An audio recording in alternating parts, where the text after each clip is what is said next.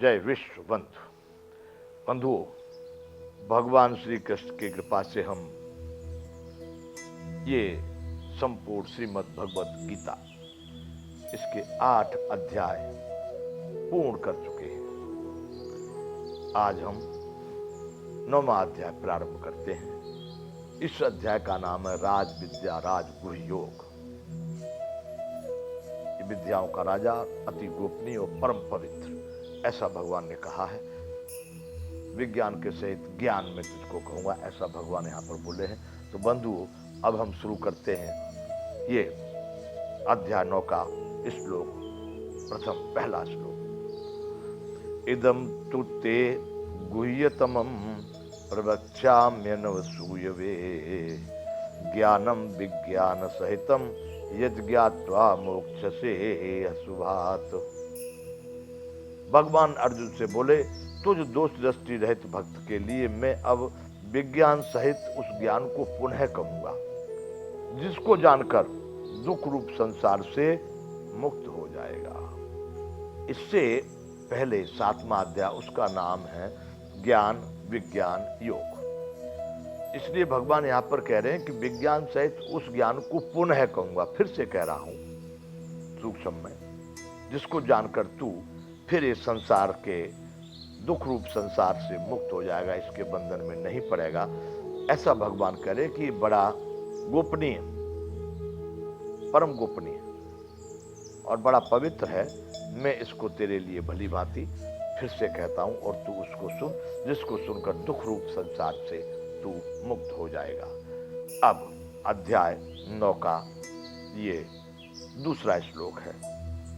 राज विद्या राजगुह्यम पवित्रमिदमुत्तमं प्रत्यक्षावगमं धर्म्य सुसुखम कर्तुम अव्ययम। अर्जुन, यह विज्ञान सहित ज्ञान सभी विद्याओं का राजा, सब गोपनीयों का भी गोपनीय, गोपनीयों का भी राजा और अति पवित्र, अति उत्तम, प्रत्यक्ष फल देने वाला है। धर्म युक्त, साधन में करने में सुगम, बड़ा सुगम है और अविनाशी है।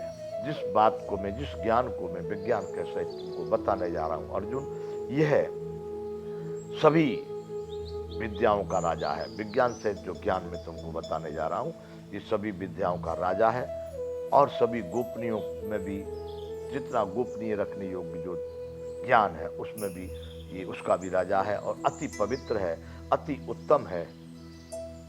इसलिए मैं तुमको बताना चाह रहा हूं कि प्रत्यक्ष फल देने वाला और धर्मयुक्त साधन करने में श्रेष्ठ साधन, यानी जो भी परमात्मा के रास्ते में प्रभु के पाने के मार्ग के लिए जो भी सामग्री चाहिए वह स्वयं सहज ही इसी ज्ञान से प्राप्त हो जाती है। और ये साधन करने में सुगम होने से अविनाशी भी है, ये कभी नष्ट नहीं होता। जितना आगे व्यक्ति इस पर पहुंच गया, जहां तक उसने इसको धारण कर लिया, वहां से पीछे नहीं हटेगा, वहां से आगे ही चलेगा। अर्थात यह है अविनाशी भी है। गीता अध्याय 9 का भी तीसरा श्लोक है। भगवान कहते हैं, अश्रद्धानाः पुरुषा धर्मस्यास्य परंतप अप्राप्य माम निवर्तन्ते मृत्यु संसार वर्तमनि। हे अर्जुन, जो श्रद्धाहीन लोग हैं, जो श्रद्धा से रहित लोग हैं, जो पुरुष हैं, वो मुझे न पाकर के मृत्यु संसार सागर में भटकते रहते हैं। जिनकी श्रद्धा नहीं है मेरे प्रति, जो भगवत ज्ञान के लिए, वो भगवान के लिए जिनकी श्रद्धा नहीं है, वैसे लोगों के लिए यहां पर भगवान कह रहे हैं कि हे अर्जुन, अश्रद्धा नाह पुरुषा धर्मस्य अस्य परंतप अप्राप्य माम निवर्तन्ते मृत्यु संसार वर्तमनि।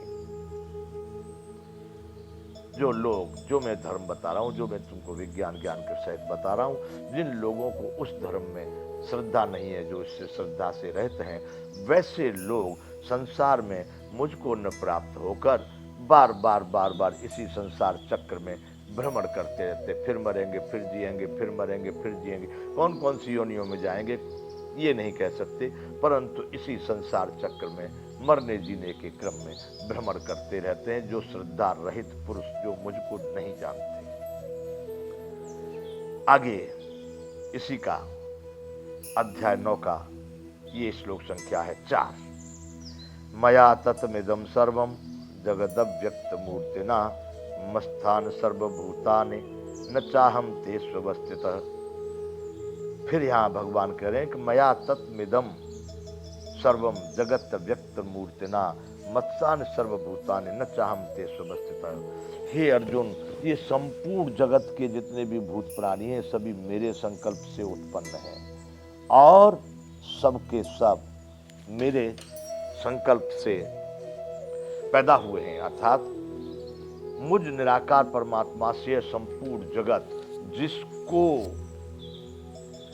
जल के जैसे बर्फ और जल एक होते हैं, बर्फ में सदैव जल ही जल कहा जाएगा,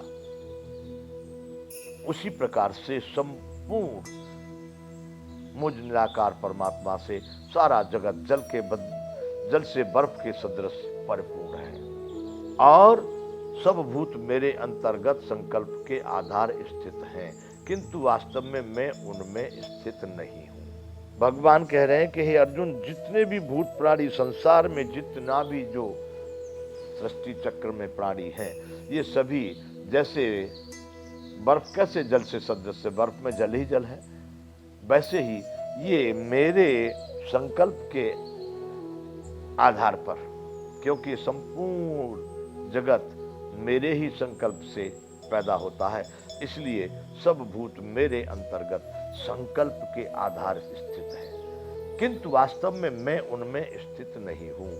सही बात यह है कि ये सब मेरे में संकल्प से है, न तो मैं इनमें हूं न ये मेरे में है, लेकिन मेरे ही द्वारा इस सब को तैयार किया गया है, इसलिए ये संकल्प के आधार पर मेरे में स्थित है। अध्याय 9 का 5वां श्लोक, नच मत्सान भूतान पश्चिमे योगमैश्वरम भूत ब्रह्म च भूतस्थो ममात्मा भूत भावन।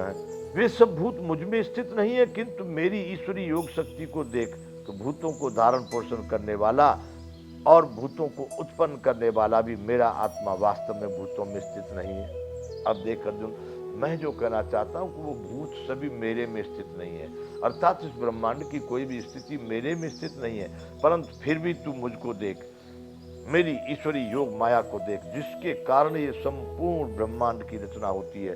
सभी भूतों को धारण और पोषण करने वाला भी मेरा आत्मा अर्थात मेरा स्वरूप, मैं स्वयं इन भूतों में स्थित नहीं हूं और इन भूतों का उत्पन्न करने वाला होने पर भी मेरा आत्मा सही में इन भूतों में स्थित नहीं है। अर्थात न तो ये भूत मेरे में स्थित है, न मैं इन भूतों में स्थित हूं, लेकिन संकल्प के आधार पर सब मुझसे उत्पन्न हुए और मैं सब में समाया हुआ हूं। ऐसा भगवान यहाँ पर अर्जुन को कह रहे हैं।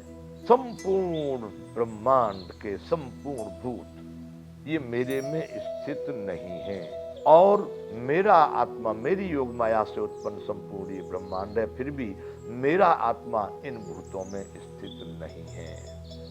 6वां श्लोक अध्याय 9 का भगवान कहते हैं, यथाकाश स्थितो नित्यम वायु सर्वत्र गौ महान तथा सर्वाणि भूतानि मत्सानित्युपधारयः। हे अर्जुन, जिस तरह से आकाश से उत्पन्न होने वाला वायु सदैव आकाश में स्थित है, आकाश में है ही है क्योंकि आकाश से उत्पन्न है, लेकिन सही में नहीं, वैसे ही ये सभी भूत प्राणी मुझसे उत्पन्न होने के कारण ये मेरे में सदैव है ही है। देखिए भगवान अब यहाँ पर फिर उसी बात को कह रहे हैं, समझने का प्रयास है, यहाँ पर समझाने का प्रयास है अर्जुन को कि जैसे आकाश से उत्पन्न सर्वत्र विचरने वाला महान वायु सदा आकाश में ही स्थित है क्योंकि उसी से पैदा हुआ है, वहीं से उसकी मूल है, वहीं से उसकी जड़ है, तो अवश्य वहां पर तो है ही है, सदैव आकाश में स्थित है। वैसे ही मेरे संकल्प द्वारा उत्पन्न होने से संपूर्ण भूत मुझ में स्थित है, ऐसा जान। वहां भगवान कह रहे हैं कि सही में मेरे में कोई स्थित नहीं है, लेकिन मुझसे उत्पन्न होने के कारण ये संपूर्ण भूत क्योंकि मुझसे ही उत्पन्न हो रहे हैं, इसलिए ये सब मुझ में स्थित हैं, ऐसा जान। आगे बंधुओं, यहाँ पर हम अभी विराम करेंगे, फिर ये कार्यक्रम चालू रहेगा। जय विश्व बंधु।